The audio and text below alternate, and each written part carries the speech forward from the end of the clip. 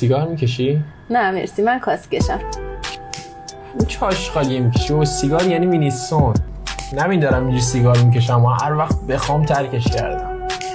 میدونی از چه سیگار خوشم میاد؟ هیچ وقت منو قضاوت هم نمیکنه، من همینجوری دوستم دارم. بهترین رفیقام همین سیگار رو بهم داد. من یه فندک داشتم، دستتونی؟